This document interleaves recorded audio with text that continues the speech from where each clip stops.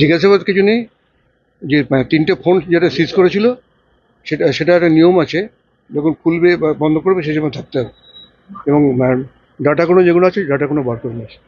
আর কি কিছু আপনাকে আসতে বলা হয়েছে? আমাকে আসতে বলা হয়নি।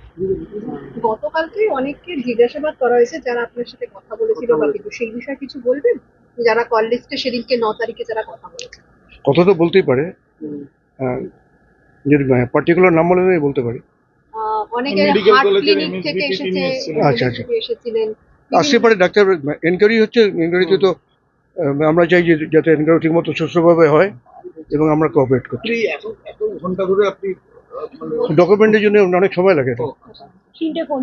3টে ফোন ছিল, একটা খুলে তার ডাটাগুলোকে বার করেছে। আমি কোনো অ্যাপ্রুভ করতে পারিনি, তবে যেটা হয়েছিল কাউন্সিল মিটিংয়েই অ্যাপ্রুভ হয়েছিল। আপনি সেই মিটিংয়ে ছিলেন? আমি তো প্রিসাইড করেছি। মেডিকেল কাউন্সিল থেকে কেউ 50,000 টাকা করে কেন নিত? ওটা নিত যে অ্যালাউন্স দেওয়া হচ্ছে, মানে যারা চাকরি করে না বা কোনোভাবে অন্য কোনোভাবে যারা ইনকাম করে না, সেরকম 3জন পেয়েছে আমি শুনেছি। আর আমরা হয়তো এলিজিবল ছিলাম, কিন্তু আমি নিইনি। কারণ আমি বললাম যে আমি তো অ্যাসেম্বলি থেকে মাইনে পাই, সুতরাং আমি নিইনি। আর আরও একজন ডক্টর হিরণময় তিনিও নেননি। সুশান্ত রায়, কৌশিক বিশ্বাস, দে আর ভেরি রিনাউন্ড ডক্টর, তাদের কি প্রয়োজন পড়লে মেডিকেল সেটা আমি বলতে পারবো না।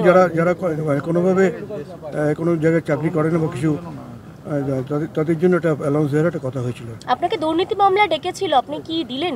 কি চাইলো সিবিআই আপনার কাছ থেকে? আজকে যেটা এসেছিলাম সেটা হচ্ছে যে 3টে ফোন জমা নিয়ে গেছিল। এখানকার নিয়ম হচ্ছে ফেরত দেওয়া হয়েছে না, যে নিয়মটা যেটা হচ্ছে যে ওরা যে কোনো সিজ করে আর কি, সেগুলো যখন খোলার সময় যার ফোন মানে সিজ করেছে যে তাকে হাজির থাকতে হয় আর কি।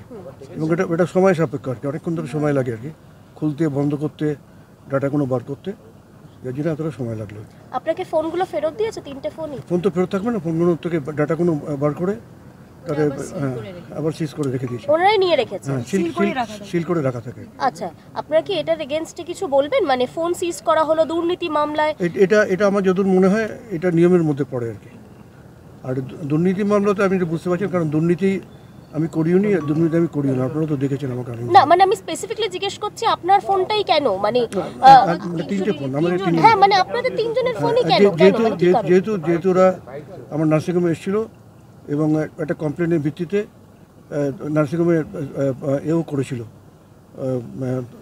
কী বলে, ইডি এসেছিল, এবং সেই কমপ্লেনের ভিত্তিতেই ওরা 3টে ফোন ওরা নিয়ে গেছিলো আর কি। আর নিয়মটা হচ্ছে যে কোনো কিছু সিজ করলে সেটাকে যখন খোলার সময় বা ডাটা ট্রান্সফার করার সময়